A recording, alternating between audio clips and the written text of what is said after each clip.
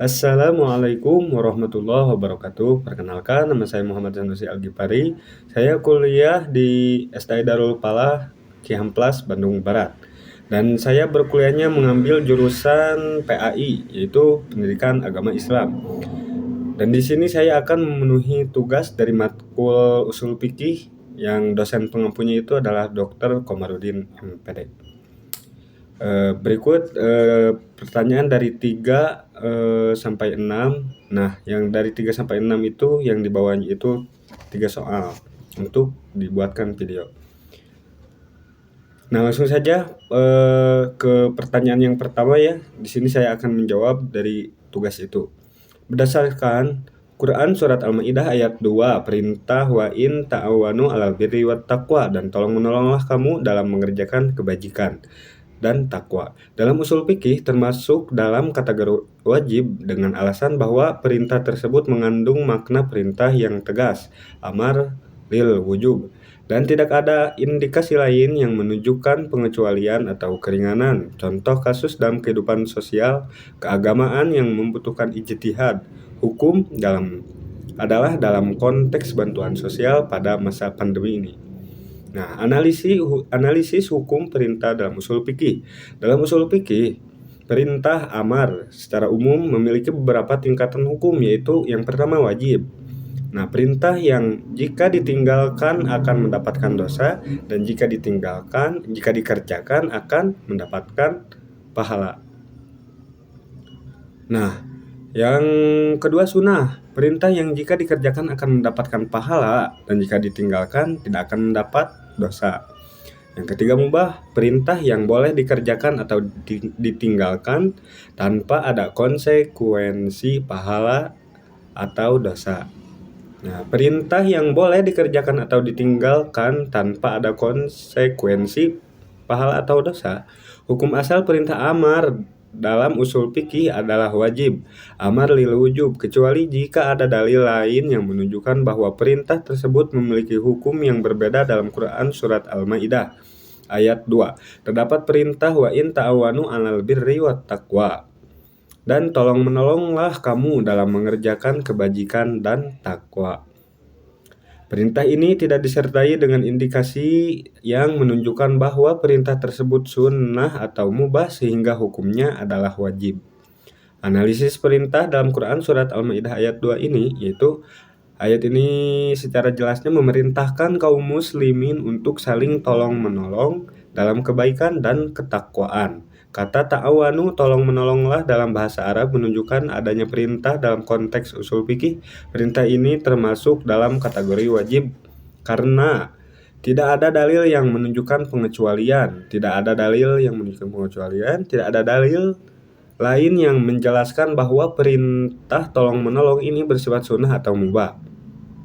Kebaikan dan takwa adalah hal yang penting. Saling menolong dalam kebaikan dan takwa merupakan fondasi penting dalam kehidupan sosial dan keagamaan. Larangan berbuat dosa dan permusuhan. Ayat ini juga melarang tolong-menolong dalam dosa dan permusuhan, menunjukkan bahwa perintah tolong-menolong dalam kebaikan memiliki nilai yang tinggi. Contoh kasus ijtihad hukum. Dalam kehidupan sosial keagamaan saat ini mendapatkan banyak kasus yang membutuhkan ijtihad hukum terkait dengan perintah tolong-menolong.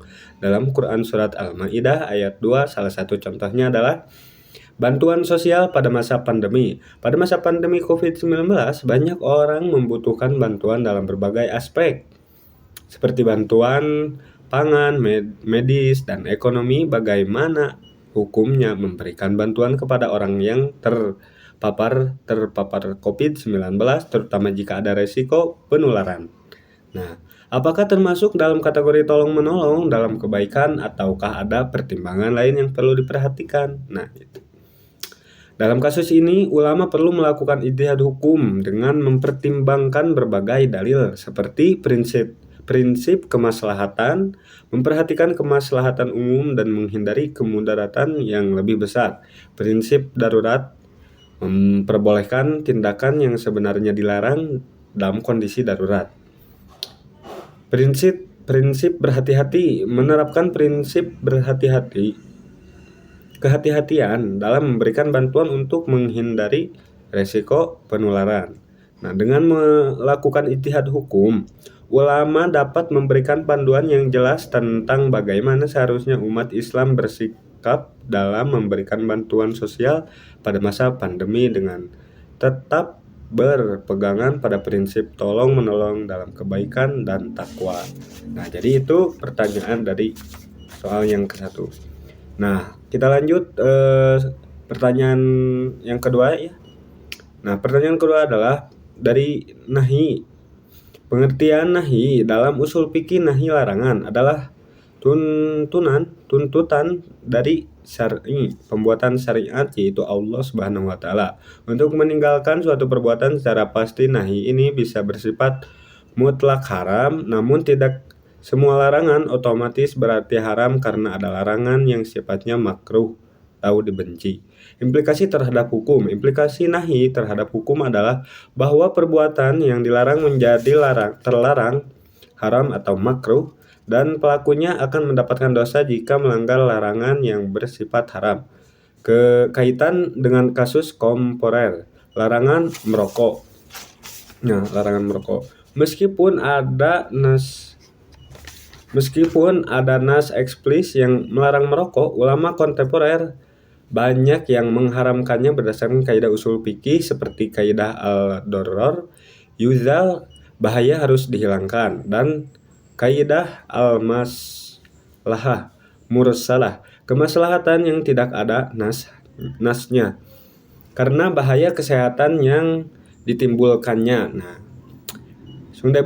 demo jalanan. Hukum demo jalanan bisa bervariasi tergantung pada niat dan tujuan kita.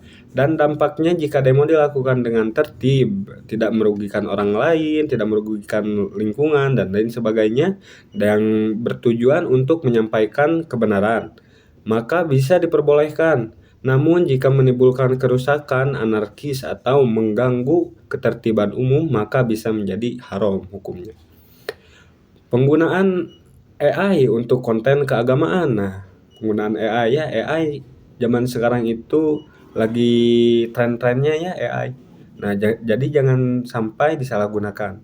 Penggunaan AI dalam konteks keagamaan perlu diperhatikan. Jika AI digunakan untuk membantu penyebaran dakwah, edukasi agama, atau riset keagamaan dengan benar, maka bisa diperbolehkan. Namun jika AI digunakan untuk menyebarkan informasi yang salah ataupun hoaks, menyesatkan apalagi, atau bahkan menciptakan fatwa palsu, maka hukumnya itu adalah haram.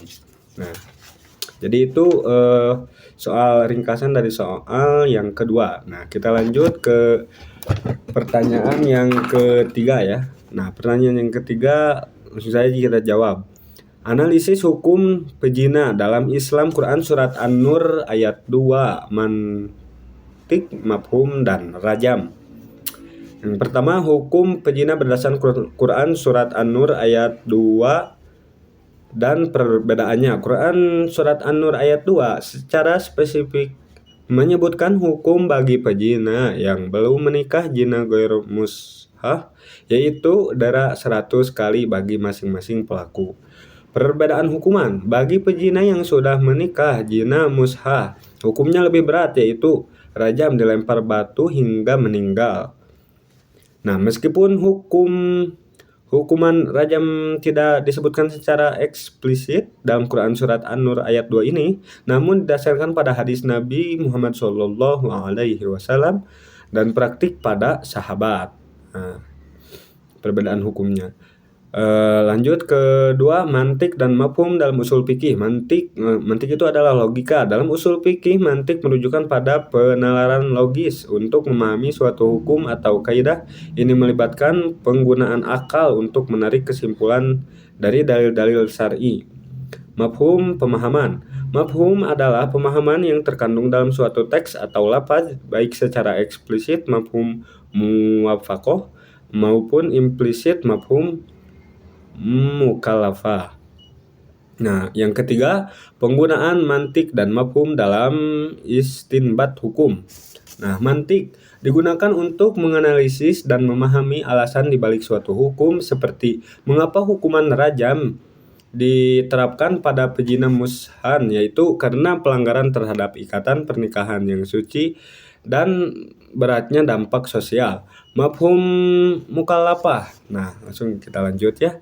Mafhum mukhalafah merupakan pemahaman kebalikan dari suatu teks dalam konteks rajam. Mafhum mukhalafah dari Quran surat An-Nur ayat 2 ini yang hanya menyebutkan dera bagi girmushan dapat diterapkan bahwa bagi yang sudah menikah hukumnya berbeda-beda dan lebih berat, yaitu rajam berdasarkan dalil lain seperti hadis. Nah, yang keempatnya, analisis hukum rajam dengan pendekatan mantik dan mafhum.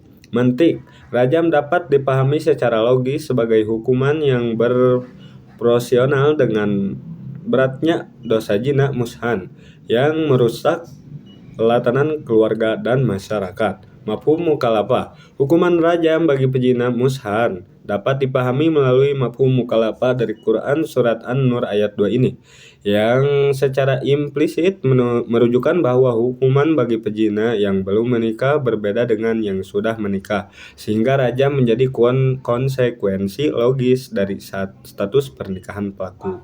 Yang kelima, peran mafhum mukhalafah dalam memahami kasus rajam. Mafhum mukhalafah berperan penting dalam pemahaman rajam karena meskipun Quran surat An-Nur ayat 2 hanya menyebutkan hukuman dera bagi pezina ghair mushan, mafhum mukhalafah dari ayat tersebut ditambah dengan dalil-dalil lain seperti hadis mengindikasikan bahwa hukum yang berbeda dan lebih berat rajam berlaku bagi pezina mushan. Nah, jadi tugas dari usul fikih itu terdiri dari 3 ya. Udah saya jawab semuanya. Semoga video ini bisa membantu kalian yang sudah menontonnya.